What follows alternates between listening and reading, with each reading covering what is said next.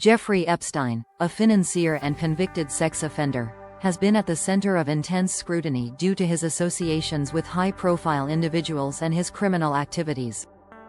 On February 27, 2025, the U.S. Department of Justice, DOJ, under Attorney General Pam Bondi, released what it termed Phase 1 of declassified Epstein files. This release included over 341 pages of documents, comprising flight logs from Epstein's private jet, often dubbed the Lolita Express, a partly redacted contacts book, a fully redacted list of masseuses, and an evidence list.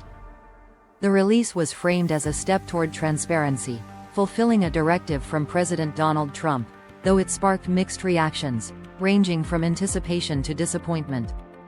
The flight logs detail numerous trips taken on Epstein's jet between the 1990s and early 2000s, listing passengers, dates, and destinations, including his private island, Little St. James, as well as locations like Palm Beach, New York, and Paris.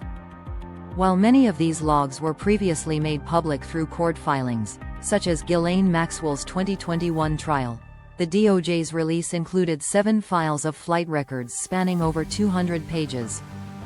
The logs do not explicitly indicate wrongdoing by passengers but confirm Epstein's extensive network, often involving travel with influential figures. The contacts book, spanning 95 pages, lists names and redacted personal details of associates, though it is not a client list, as some speculated, and most names were already known from prior leaks or lawsuits. Famous names in the Phase 1 release include former Presidents Bill Clinton and Donald Trump, Britain's Prince Andrew, and others like magician David Copperfield and billionaire Glenn Dubin, many of whom were previously linked to Epstein through unsealed court documents or media reports.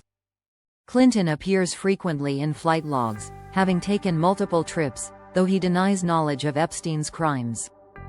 Trump is logged at least once and was photographed with Epstein, but no illegal activity is alleged in these files.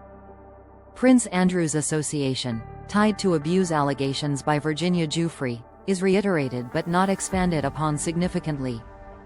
The impact of Phase 1 has been polarizing. While Bondi promised a lot of names and accountability, critics, including some MAGA influencers who received the files early, decried the lack of new bombshells, as much of the data overlapped with prior disclosures. Public and congressional frustration persists, with calls for unredacted records and speculation about withheld evidence, though Bondi has hinted at future releases. The files underscore Epstein's vast network but leave unresolved questions about the full scope of his criminal enterprise.